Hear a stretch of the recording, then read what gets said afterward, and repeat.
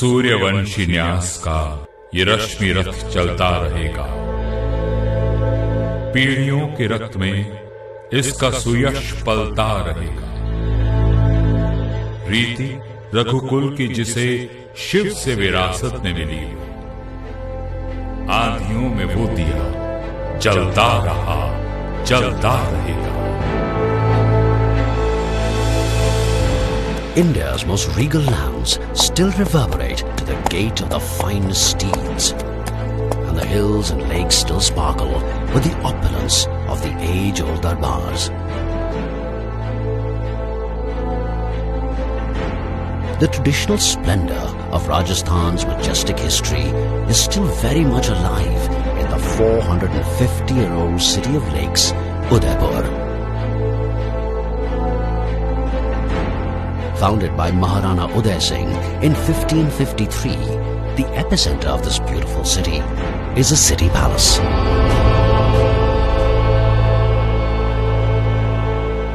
जब तक मानवता जिंदा है और जब तक गंगा में पानी है, इस भरत भूमि की धरती पर जब तक कविता की वाणी है, तब तक मेवाड़ी गौरव की गाथा दोहराई जाएगी। ये ज्वालाओं से लिखी हुई अविनाशी अमृत रेखा है।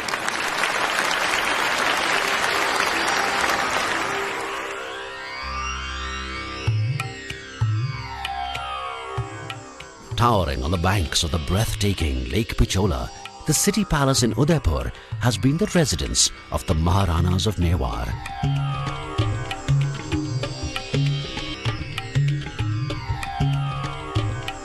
The palace of one of the most revered of the Rajput lineages in India. The legends who always stood up to protect the sovereignty and dignity of the land and its people.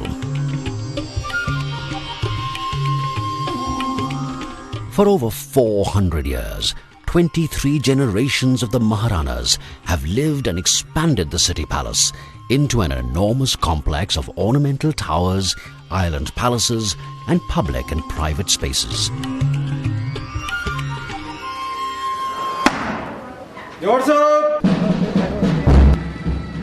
As the 76th custodian of the House of Mewar, Shriji Arvind Singh Mewar has worked tirelessly to preserve the living heritage of the palace under the aegis of the Maharana Mewar Charitable Foundation.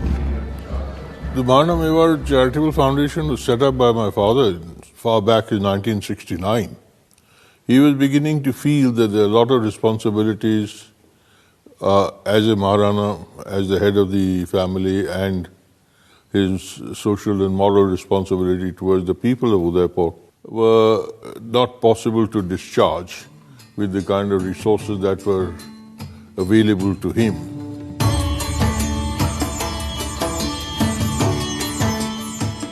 The palace today acts as a canvas on which the architectural and artistic evolution of Mewar has been drawn carefully for the world to see.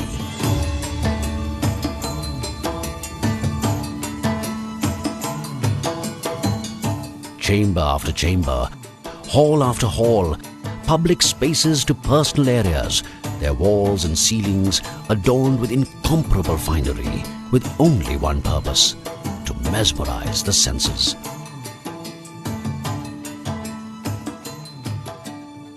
These properties, although very beautiful, have also got many restrictions. They have got architectural restrictions, they have got restrictions as far as the facade is concerned, they have restrictions as far as the interior is concerned. Some of the walls in that place are 4 feet, 6 feet, 8 feet wide. Now, how do you put in a ducting or an air conditioning in a property which has such load-bearing walls? So we had to have very clever architects and engineers, structural engineers, who could think around these problems and yet come up with something without damaging the original structure, without damaging the look and feel of the palace, and yet make it possible for thousands of people to visit it every day.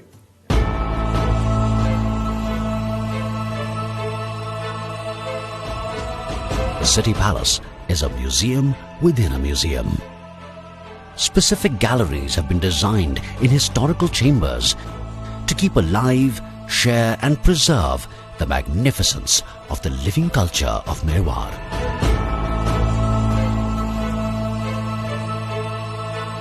Take, for instance, the Silver Gallery. Renowned for the artifacts it holds, ranging from the grand wedding mandap to the royal transport, it is the world's first ever gallery dedicated to silver.